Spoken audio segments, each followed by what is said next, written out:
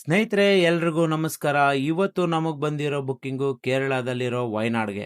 ಬೆಂಗಳೂರಿಂದ ಸುಮಾರಾಗಿ 280 ಕಿಲೋಮೀಟರ್ ಇದೆ. 5ರಿಂದ 6 ಅವರ್ ಜರ್ನಿ ಇರುತ್ತೆ.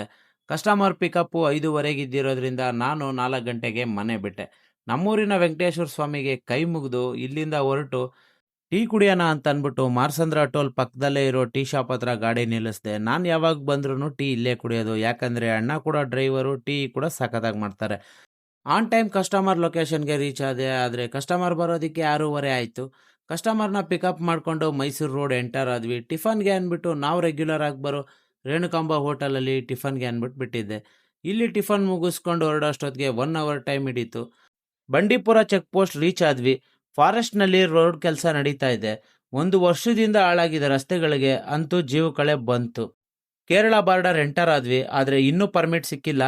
ಗುಂಡ್ಲುಪೇಟೆಯಲ್ಲಿ ಇದ್ದಾಗ ಕಾಲ್ ಮಾಡಿದ್ರೆ ಪರ್ಮಿಟ್ ಹಾಕೋರಿಗೆ ಸರ್ವರ್ ಬ್ಯುಸಿ ಅಂತ ಹೇಳಿದ್ರು. ಚೆಕ್ ಪೋಸ್ಟ್ ಹತ್ರ ಬಂದು 1.5 ಅವರ್ ಆದ್ರೂ ಇನ್ನೂ ಪರ್ಮಿಟ್ ಸಿಕ್ಕಿರಲಿಲ್ಲ. ನಂತರನೇ ತುಂಬ ಗಾಡಿ ಇಲ್ಲೇ ತುಂಬ ಹೊತ್ತಿಂದ ವೆಯ್ಟ್ ಮಾಡ್ತಾ ಇದ್ವು.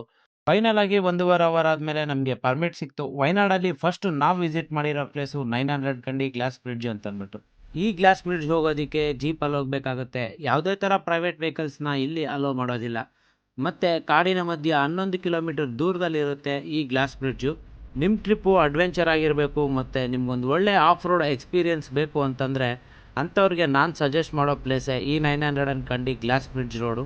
ನೇಚರ್ ಲವರ್ಸ್ಗಂತೂ ಇದು ಒಂದು ಒಳ್ಳೆ ಜಾಗ ಅಂತಲೇ ಹೇಳ್ಬೋದು. ಮತ್ತು ಮೇಲೆ ಬಂದು ನೋಡಿದ್ರೆ ನಿಮಗೆ ಗ್ಲಾಸ್ ಬ್ರಿಡ್ಜ್ ನೋಡಲಿಕ್ಕೆ ಈ ಥರ ಕಾಣಿಸುತ್ತೆ. ಇಲ್ಲಿ ಆಗ್ತಾನೆ ಮಳೆ ಬಂದು ನಿಂತಿರೋದ್ರಿಂದ ಆಕಾಶ ಮತ್ತು ಭೂಮಿ ಎರಡೂ ಒಂದೇ ಆಗಿದೆಯೇನೋ ಅನ್ನೋ ಥರ ಫೀಲಿಂಗ್ ಇತ್ತು. ಮತ್ತು ಇಲ್ಲಿ ಆ್ಯಕ್ಟಿವಿಟೀಸ್ ಎಲ್ಲ ಮುಗಿಸ್ಕೊಂಡು ನಮ್ಮ ಕಸ್ಟಮರ್ನ ವೈತ್ರಿ ವಿಲೇಜಲ್ಲಿ ಮೈಸಾ ಅನ್ನೋ ಈ ಹೋಟೆಲಲ್ಲಿ ಡ್ರಾಪ್ ಮಾಡಿದೆ.